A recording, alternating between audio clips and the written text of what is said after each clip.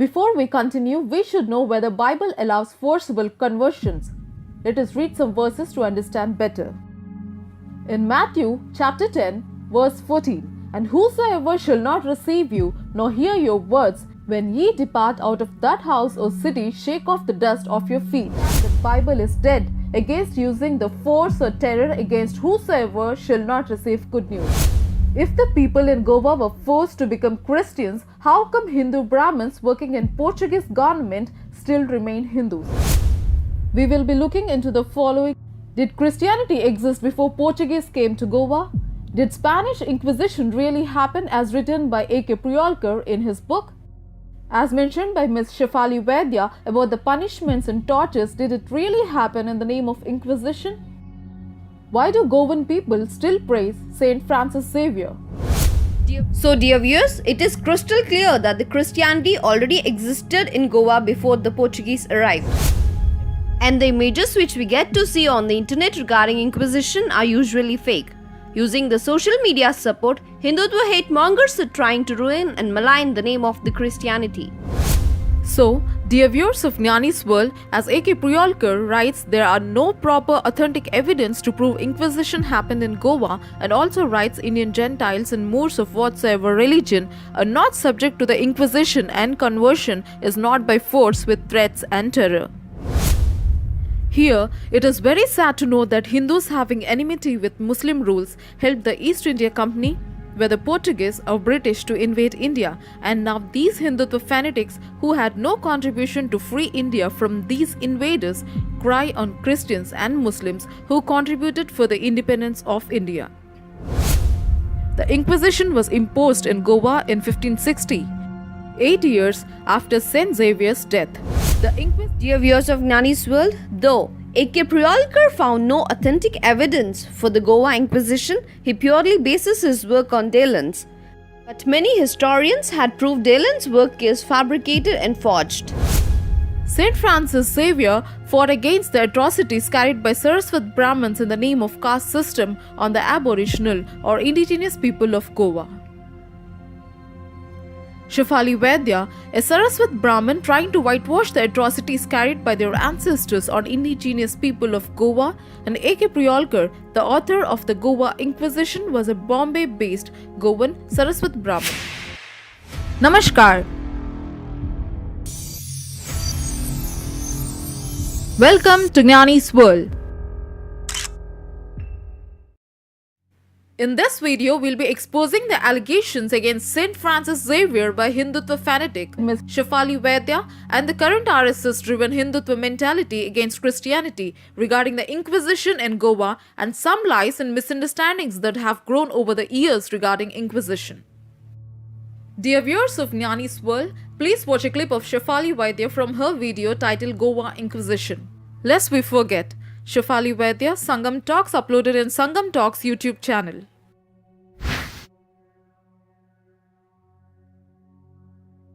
First of all, I am deeply indebted to Rahul and Srijan Foundation for inviting me to give this talk on Goan Inquisition, because it's a very personal topic for me, because I come from Goa and almost every Goan, be they Hindu or Christians, have had to bear the brunt of Inquisition in some way or the other. You will come to know it as I talk more about it. But it's a very personal story, and it's a personal story for me on many levels. A, because my family had to bear the brunt of it. B, because my family has been personally involved in Goan liberation struggle for the past 3 generations, actually right from my grandfather's generation. And C, because A.K. Priolkar, whose book is the most scholarly work on the topic Goa Inquisition, happens to be my aunt's father. So this is a story, this is a book that he had gifted to my grandfather, and this is a story that I have been familiar with since my childhood, you could say. It's been a part of my consciousness while growing up. But having said that, when I started preparing for this talk, it still was the most emotionally exhausting process of my professional life, because it is different when you hear the stories, it is different when you actually go through the book page by page and actually figure out and relive those memories, and it's not fun. They say that who you are today is a result of past decisions, and those decisions are not necessarily made by you. They are made by people sometimes years ago, but you are what you are because of those decisions. I am what I am, Shefali Vaidya, a Hindu woman from Goa, because of a choice made by my ancestor sometimes in 16th century. When the Portuguese came to Goa and Salsette, which is known as Sahasashti means 66 villages where Hindus are settled.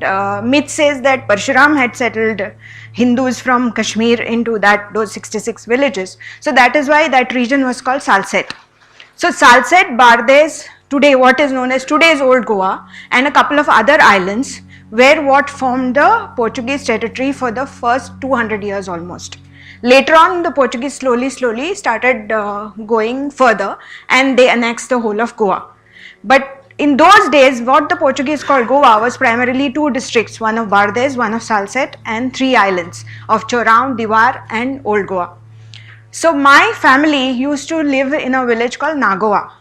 That Nagoa village bordered a village called Verna, where the original Mahalsa temple was, who happens to be my Kuladevata. But the British, sometimes in 1566 or 1 or 2 years after that, they embarked on a major temple destruction drive, where there were edicts from the King of Portugal saying that every single temple in that district should be destroyed. So in 1 year, there are records that they destroyed some 280 temples.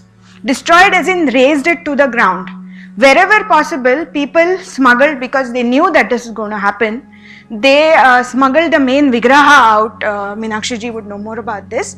And they established the Vigraha. They crossed the river because Portuguese territories were on one side of the river. And on the other side of the river, it was either Adil Shah's kingdom, or the kingdom was administered by Saundekar Desai's Hindu rulers on behalf of Adil Shah. So those territories were still safer. The mainland was still safer.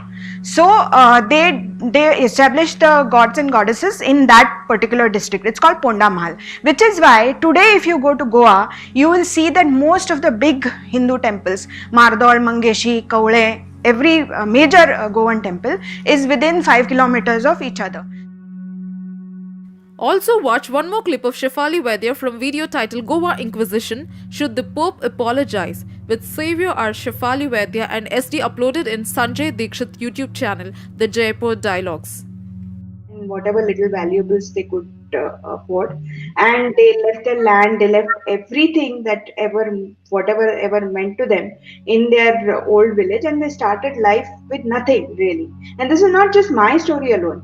This story of Goa and what happened in Goa is the story that relates to every person in Goa today. It doesn't matter whether the person is Hindu or Catholic. Even Savio's family is affected by this story as much as my family has, which is why Savio today is Savio Rodriguez and I am today Shefali Vaidya. It is a result of the choices that our ancestors made, and every Goan knows about it.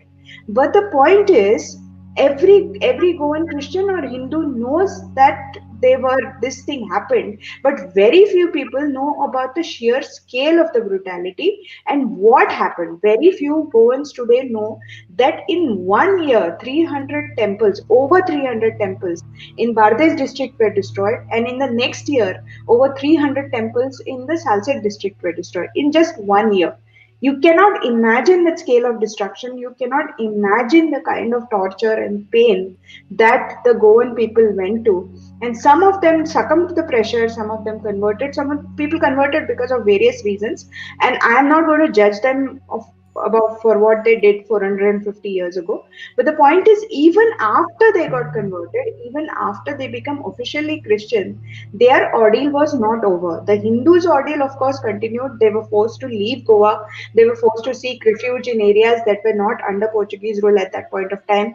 A lot of people, hundreds of thousands of them, moved to Mangalore belt and coastal Karnataka. A lot of them also moved to coastal Kerala. That is why you find the community of Konkani speaking people all along the coast, actually all the way from the coast of Maharashtra to Kerala. But the Christians who got converted to Christianity also were not spared the torture. Francis Xavier, when he came to Goa and when he started his proselytizing, He realized that the rate of conversion was very slow. And secondly, even when people got converted to Christianity, they were not really following the religion the way he thought it was meant to be followed. He felt that people relapsed back to their older religion. They continued with the same cultural practices, same religious practices. So he actually wrote to the King of Portugal, and this is published in his own correspondence, where he has officially written to the King of Portugal and said that the court of inquisition should be established in Goa to punish the Christians who have converted to Christianity but who continue to practice their religion in secret. It is true that the court of inquisition was established in Goa after Francis Xavier died, but having said that, it doesn't absolve him of the blame that he was the one who first wrote the letter to the King of Portugal asking for a court of inquisition to be established in Goa. And nobody can deny that. And I can quote instances from Xavier's correspondence with page numbers and everything. Dear viewers of Jnani's World, by watching these clips, hope you understood the conspiracy of the Hindutva Sanghi fanatic hate mongers. Ms. Shefali Vaidya and these hate-mongering channels are spreading the fake narrative that the Catholic Inquisition in Goa is one of the brutal episodes of fanaticism in India, often thought to be worse than any Islamic depredation.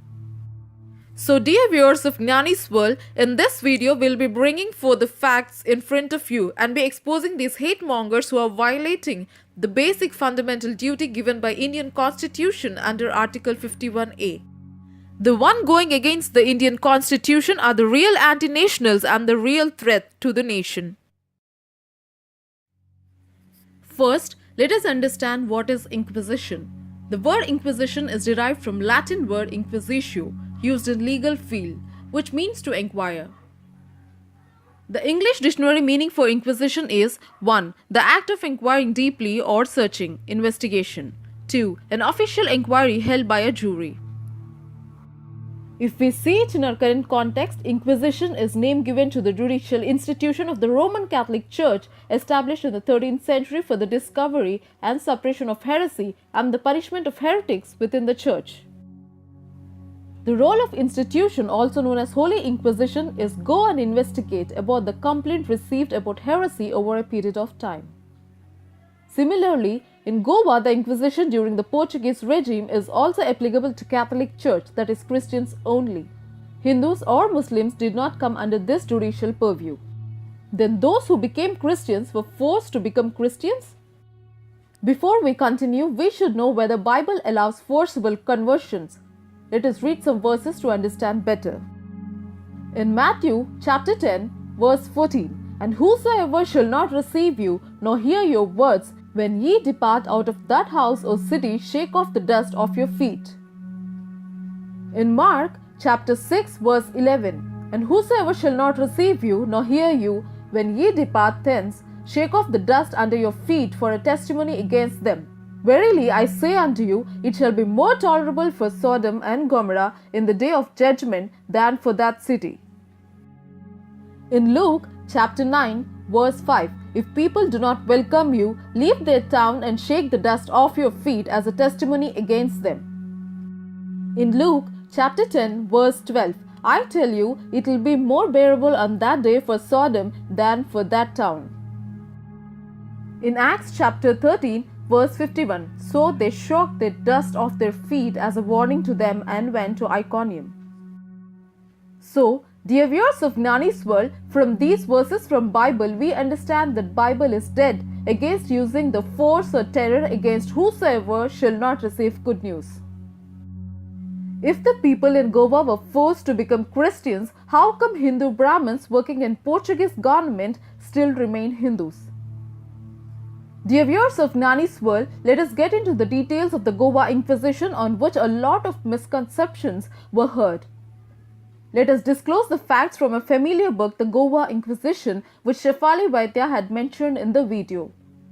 She claims that her ancestors had been through the Goa Inquisition, and the book, The Goa Inquisition, is personally attached to her. Dear viewers of Jnani's World, by reading a couple of pages from the same book, we can expose the truth behind her false accusations. We will be looking into the following. Did Christianity exist before Portuguese came to Goa? Did Spanish Inquisition really happen as written by A.K. Priolkar in his book? As mentioned by Ms. Shefali Vaidya about the punishments and tortures, did it really happen in the name of Inquisition? Why do Goan people still praise Saint Francis Xavier? Dear viewers of Gnani's World, these hate mongers are making a false statement that only after Portuguese came, the Christianity has made its way to Goa. This is a wrong claim. Christianity already existed in Goa. There are historical evidences that Christianity existed in Goa even much before the coming of the Portuguese. This claim is made based on these evidences. The metallic crucifix found in a wall of a house at Old Goa by Alfonso de Albuquerque a few days after the conquest of Tiswadi in November 1510. The document of a gift on a metallic plate given to a pagoda of Goa Vilha by a Hindu king in 1391, which speaks of Trinity and Divine Incarnation and later proceeded in the court of the city of Old Goa in 1532. Ibn Battuta, a traveller's testimony that in 1342 AD he found Christian settlements on the banks of the river Agashini, now river Zuari. During that era, it was under the ruling of Muslim king. The St. Thomas crosses with Pahlavi inscriptions found by farmer Jaikas Mikasta on the banks of the river Zuari. So dear viewers, it is crystal clear that the Christianity already existed in Goa before the Portuguese arrived. Shefali Vaidya and other hate mongers are spreading false information based on biased interpretation of the Goa Inquisition, written by A.K. Priolkar. And there are many other books which were later found contradictory to what this book claims. Victor Farrow, a native Goan, in his book Being a Goan Christian, The Politics of Identity, Rift and Synthesis, writes, the Goa Inquisition is an exaggerated book fueled by manufactured stories of its excesses. He also says a real Goan who know the actual history and adds, when the Portuguese arrived there were only 2 to 3% of Hindus and they were under the ruling of the Muslim king. Academic historians say that there is no absolute proof to prove Inquisition ever happened in Goa. People should understand that suppressing the facts and portraying Christianity at fault is unacceptable. There are many books on Goa Inquisition like Age of Frenzy, Conversion and Citizenry, Another Goa, The Last Prabhu, and etc. Every book has different viewpoint. Either the author should give similar information or the information from all the books should lead to a single potential with complete truth. But it is not so. Every other book on Goa Inquisition had different ideology, different stories and different methodology. Moreover, the important point to remember here is all the books are from the 19th and 20th centuries, means the things that happened in the 16th century are being written after 2 centuries. And the images which we get to see on the internet regarding Inquisition are usually fake. Using the social media support, Hindutva hate mongers are trying to ruin and malign the name of the Christianity. So, dear viewers of Gnani's World, let's reopen the case of Inquisition. Different historians have different reasoning on the Goa Inquisition.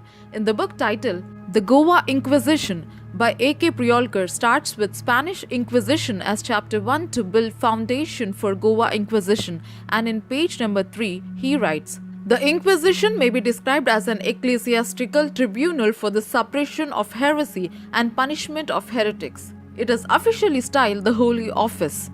So, first let us debunk the Spanish Inquisition. Every historian had different opinions on when, where and who started these Inquisition camps.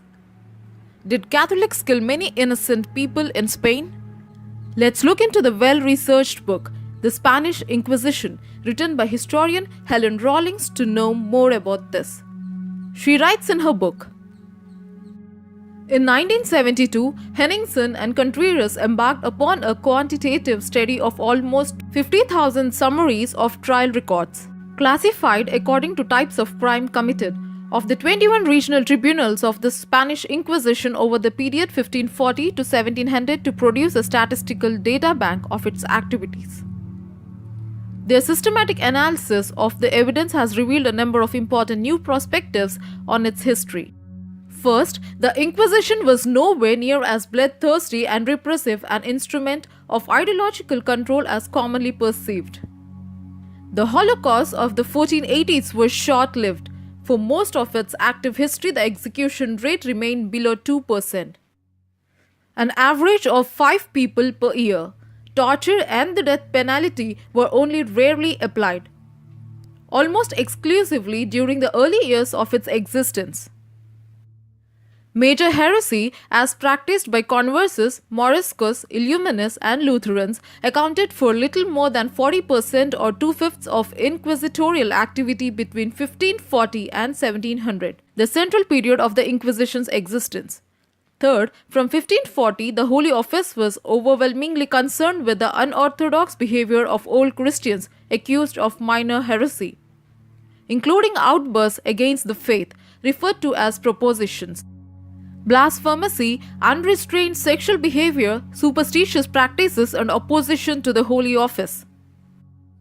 Dear viewers of Jnani's World, the famous historian Brian A. Pavlock, in his book Witch Hunts in the Western World, writes, "There were limits to and rules about torture, at least in theory. Various legal handbooks and torture manuals by canon and secular lawyers offered both uniformity and creativity. Questions should be standardized and not let the accused. Officials such as judges and secretaries were to observe and record the sessions. Certain people such as pregnant women, children, or nobles were usually exempted. Every opportunity was to be afforded to the accused to confess and thereby avoid torture." Another historian, Henry Kamen, in his book The Spanish Inquisition, a historical revision, writes, "As more serious research began to be published on the theme, the legend of the Bloody Inquisition began to disappear among scholars, but continued to survive among those who, since the Gothic novels of the late 18th century, made their living from it, writers of popular fiction. Perhaps the most successful and close to fictional work ever published on the Spanish Inquisition were the 3 volumes published in the late 1950s and early 1960s by the British writer Eleanor Hibbert, writing under the pseudonym Jean Plaidy. Other popular writers continued in the same vein. Thanks to their labors, the subject has unfailingly excited the interest of the public." Dear viewers of Jnani's World, it is clear that these authors made their living by writing books on this subject. And University of North Florida writes in their journal article, "Protestant critics use the Inquisition myth to further the conflict between Catholics and Protestants." Now let us move to the next topic. What about the Inquisition pictures and torture devices which the heretics and Hindutva hate mongers post on social media to provoke hardness on Christianity? How true are they? A.K. Priolkar too, in his book The Goa Inquisition, printed some pictures between page number 152 and 153 to give virtual feel of the torture used. Shefali Vaidya too spoke of such torture devices in her video posted by Sangam Talks in their Twitter handle. So what happened in the Palace of Inquisitions? These things. These are various kinds of tortures. Next please. Torture was used by the office to extract confessions. Next please. Horrible tortures like polle or torture of police, where the victim would be suspended mid-air with his legs stretched on both sides and weights attached. The weights would be increased till the victim couldn't bear it anymore and confessed. If you torture somebody like that, it doesn't matter what that person has done or not done. I mean, you can, I think it was Major Gaurav Arya who had said that, give a person to me for 2 hours and I will make him confess that he is a mango tree. It's valid there also. Next please. The terror and the torture of Potro. It involved placing the victim on a slanted board with head lower than the body. An iron band around the throat kept the head in place, hands and feet were tied, and iron prongs would force the mouth open, and water would be poured into the person's mouth and nose continuously to strangle and suffocate the person. Next please.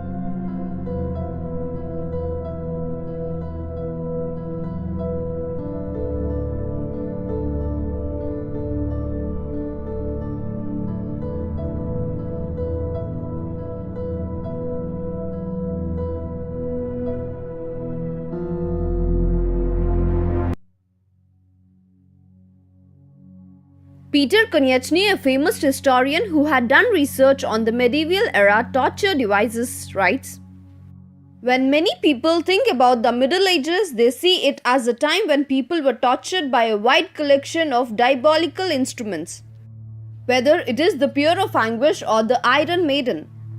These torture devices are portrayed as medieval. The reality, however, is that many of these devices never existed in the Middle Ages."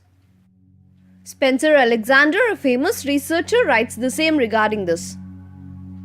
"We have all heard of so-called medieval torture devices. You can find tons of clickbaity articles online and videos on YouTube and so forth talking about the most gruesome of these alleged devices. For instance, here is a YouTube video from BuzzFeed titled 5 of the most gruesome medieval torture devices. List the Scroll's Bridle, the Rack, the Iron Maiden, the Pierce of Anguish, and the Brazen Bull."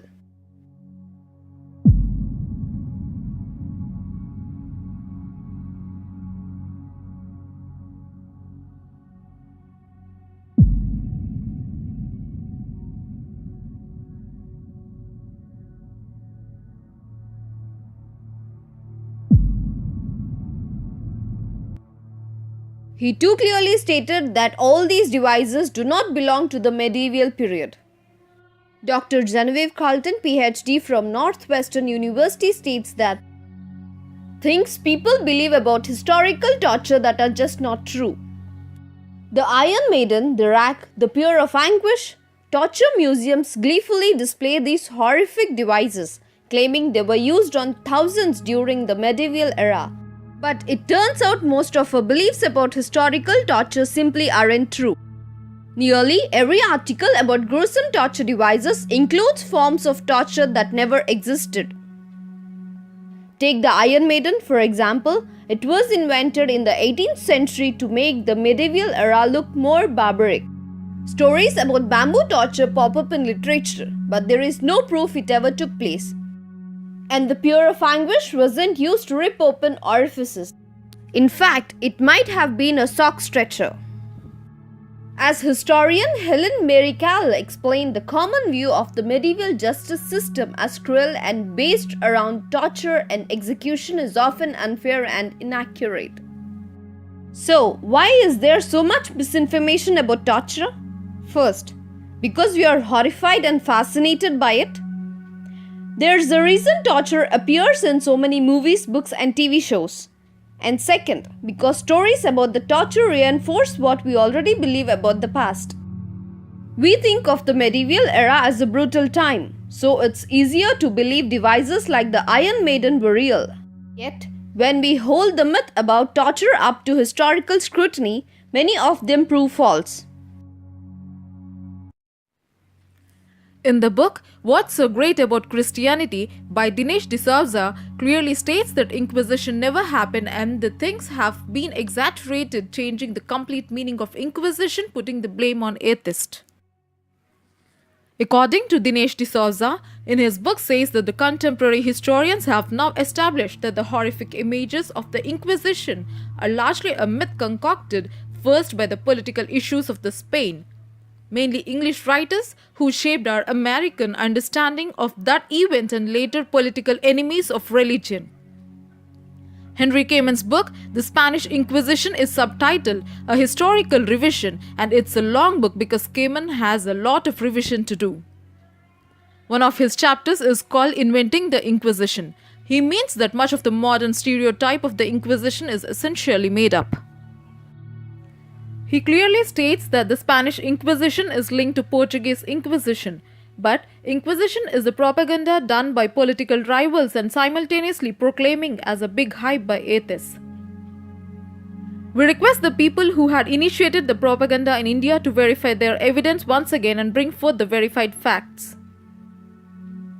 Dear viewers of Gnani's World, we have seen how fake Spanish Inquisition, which A.K. Priolkar used at first chapter to build foundation for Goa Inquisition.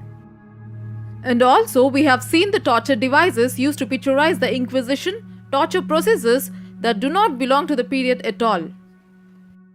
Now, let's look into some of the historic facts from the book itself which Shefali Vaidya had mentioned. The Goa Inquisition by Anand Kakba Priolkar.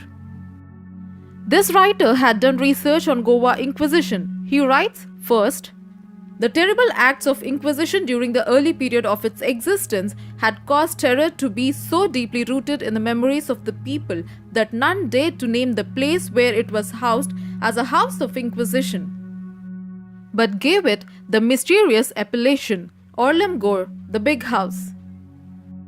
Second, records of the Inquisition and other authentic documentary material were not available.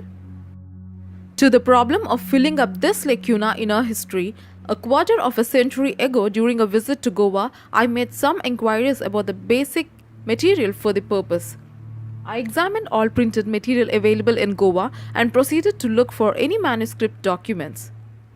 The main source for an authentic account would obviously be the records of the proceedings of the Inquisition.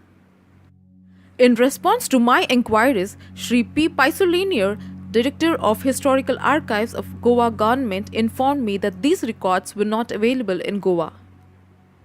And in page number 28 and 29, A.K. Priolkar writes, the Indian Gentiles and Moors of whatsoever religion are not subject to this Inquisition unless they have become Christians, and even then are not so rigorously dealt with as Portuguese or New Christians from Portugal or other Christians from Europe.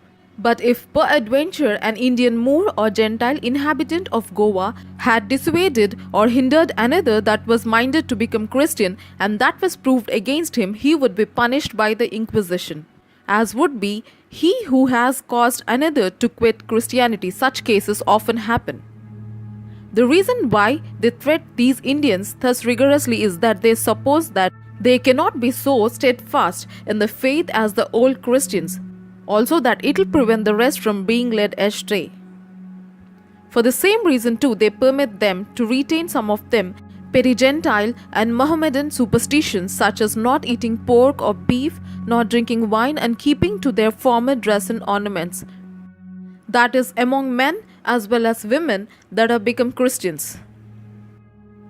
And in page number 53, A.K. Priolkar writes, in the first place, it is hereby laid down that it is not lawful to bring to our faith and baptism any person by force with threats and terror, because no one comes to Christ by faith unless brought by the Celestial Father with voluntary love and prevenient grace. Just as a person, if by his free will he succumbs to the temptations of the devil, perishes, so also if he responds to the call and grace of God, he saves himself. The unbelievers should be brought to the true faith by the example of our lives, preaching of the truth of our law and the confutation of their errors, so that by recognition of these things they will give up their lies and be received in Christ, who is the way, the truth, and the life. Those who wish to bring the unbelievers to the true faith must also seek to cultivate gentleness and goodness in order that they may win persons to Christ, not merely by their preachings but also by kindness, courtesy, and service. So, dear viewers of Jnani's World, as A.K. Priolkar writes, there are no proper authentic evidence to prove Inquisition happened in Goa, and also writes Indian Gentiles and Moors of whatsoever religion are not subject to the Inquisition, and conversion is not by force with threats and terror. Now, dear viewers of Jnani's World, let us evaluate the letter written by St. Francis Xavier. Portuguese Admiral Afonso de Albuquerque was driven away by the Muslim ruler of Bijapur and Goa Yusuf Adil Shah. However, after 3 months he again reattacked with a larger force with help from a local Hindu chieftain Timaya. As recorded, the so-called Hindu natives of Goa had some problems with the Adil Shah rule. They approached Timoji of Onawar for help to fight against them. However, knowing that he had a small army compared to that of Adil Shah, Timoji advised them to approach Afonso de Albuquerque for help, which they did. In return, Afonso asked them to convert to Christianity. At the end, Timoji and his family converted to Christianity. Here, it is very sad to note that Hindus having enmity with Muslim rules helped the East India Company, whether Portuguese or British, to invade India, and now these Hindutva fanatics who had no contribution to free India from these invaders cry on Christians and Muslims who contributed for the independence of India. Afonso de Albuquerque has entered Goa in 1510. Francis Xavier spent much of his time in catechizing the newly converts. He had realized that they were not instructed properly and hence were inclined to lean back to their old religious practices. He therefore suggested that the King John III of Portugal should institute the Inquisition in Goa. Saint Francis Xavier spent much time in catechizing the new converts and preaching to those who were not yet Christians. He died on the Santian Islands on the way to China, while he was buried with lime in his grave to fasten the decaying process, yet his body was preserved or rather remained incorrupt. The Inquisition was imposed in Goa in 1560, 8 years after Saint Xavier's death. The Inquisition was meant for those newly converted Christians who were falling back to their old religious practices. The Inquisition was not certainly meant for those who had not converted to Christianity. It is alleged that during this Inquisition around 16,000 people were executed. However, there were no records, possibly because the office of the Inquisition was abolished completely in 1820. Whatever the records remain, we know that around 57 were executed and 67 were burnt as effigies after their death. It is true that Saint Francis Xavier suggested that the Inquisition be established in his letter to King John III, dated 16th May 1546. However, it is interesting his letters were not published elsewhere in the books so famously known for his letters, but only appears in the writings of Silva Rigos, Documentico para Historia das Missões do Patrodo, Portuguese do Oriente, India, Lisbon, 1947 to 1958. The second necessity for the Christians is that Your Majesty establish the Holy Inquisition, because there are many who live according to the Jewish law and according to the Mohammedan sect, without any fear of God or shame of the world. And since there are many who are spread all over the fortress, there is the need of Holy Inquisition and of many preachers. Your Majesty should provide such necessary things for your loyal and faithful subjects in India. Evaluating the letter.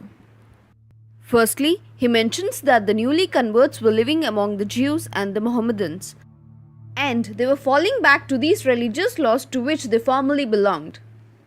He does not mention idolaters or Hindus or pagans or hidden practices. Secondly, no letter of his ever mentioned the need of an inquisition in Goa prior to 16th May 1546 nor after that.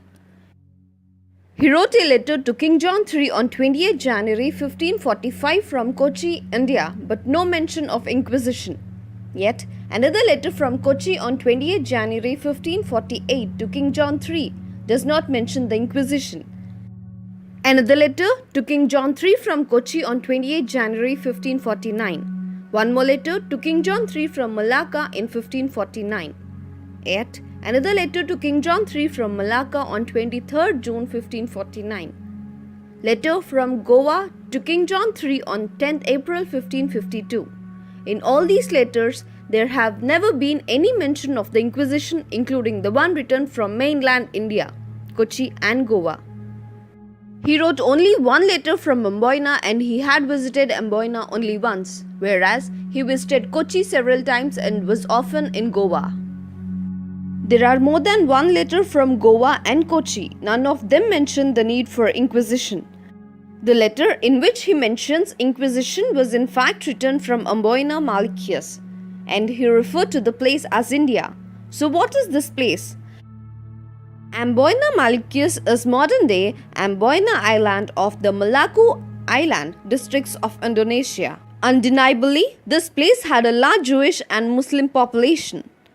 As Goa was considered to be the capital of the Portuguese colonies of the East, and every other colony, even in other countries, was simply called India. As in this case, Indonesia was called Indian Islands. Therefore, this raises a question and doubt. Did Saint Francis Xavier request Inquisition trial in India, that too in Goa? Or did he mean specifically Amboina Malikius and not any other regions? In his other letters, he specifically mentions Goa. Why did he not do so in this letter? Dear viewers of Gnani's World, though A.K. Priyolkar found no authentic evidence for the Goa Inquisition. He purely bases his work on Dalen's. But many historians had proved Dalen's work is fabricated and forged. Dear viewers of Gnani's World, here our question is, why these points are not discussed in public, and why only the narratives which suit their communal political agenda are cherry-picked and presented to the public? It's only to drive their communal political agenda. To prove this, we have one more point. When we see who the major funder for the printing and publishing A.K. Priyolkar work, surprisingly, we come to see Saraswat Brahmins of Bombay. Then further, we try to research why these Brahmins need to malign the name of Saint Xavier. Then we come to know from the letters of Saint Xavier that he is against the atrocities carried by Brahmins in the name of caste system. Francis Xavier was in fact ardently against the caste system in India by which Brahmins exploited the low caste. We see this from the Life and Letters of Saint Francis Xavier book from page number 151 to page number 158 by Henry James Coleridge. The letter of Saint Francis Xavier will clearly show us that he actually fought for justice against native Indians whom Brahmins exploited. In one of his letters, Saint Francis Xavier writes like this: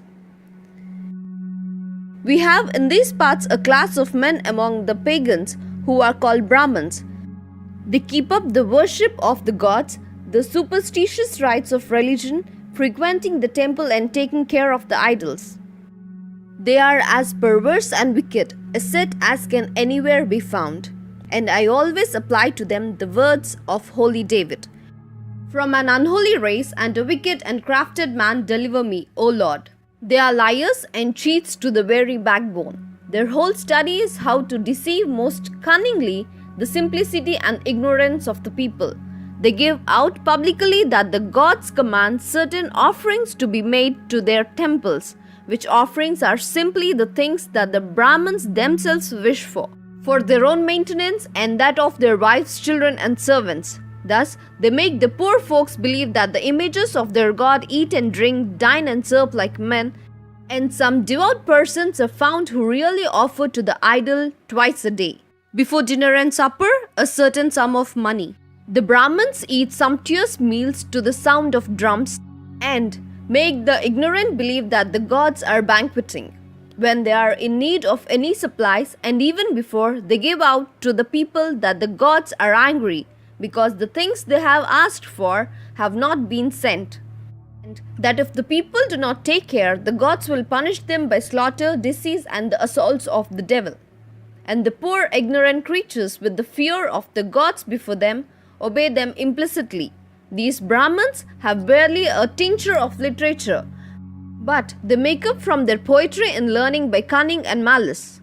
Those who belong to these parts are very indignant with me for exposing their tricks. Whenever they talk to me with no one by to hear them, they acknowledge that they have no other patrimony but the idols, but their lies about which they procure their support from the people.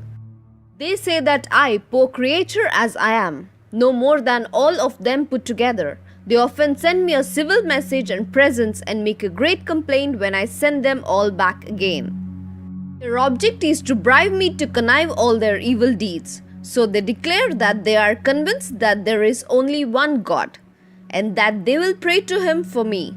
And I, to return the favor, answer whatever occurs to me, and then lay bare as far as I can to the ignorant people whose blind superstitions have made them their slaves, their imposture and tricks, and this has induced many to leave the worship of the false gods. Dear viewers of Gnani's World, hope by now you understood why these Saraswat Brahmins try to malign the character of the Saint Francis Xavier. These Saraswat Brahmins are not local Goans. When it comes to Goa, Shefali Vaidya herself has narrated her story of how she is one of those two settlers who come down to Goa. They belong to the community called Saraswat Brahmins. They used to live near river Saraswati, and when it got dried, they moved to Goa. But were they the first settlers in Goa? No. The aboriginal or indigenous people of Goa are the Kannabis, the Gadi, the Karvi, the Parihas and other known as Chamar, Mahar, etc. There were also some Kshatriya class people from the Maratha region who settled in Goa. Saint Francis Xavier fought against the atrocities carried by Saraswat Brahmins in the name of caste system on the aboriginal or indigenous people of Goa. Shefali Vaidya, a Saraswat Brahmin trying to whitewash the atrocities carried by their ancestors on indigenous people of Goa, and A.K. Priyolkar, the author of the Goa Inquisition, was a Bombay-based Goan Saraswat Brahmin. Dear viewers of Gnani's World, people like A.K. Priyolkar and Shefali Vaidya are supporters and like-minded people try to project a picture of Goa prior to Portuguese reign as if everything was goody-goody and peaceful. And that the Portuguese came and destroyed the whole show. Was it so?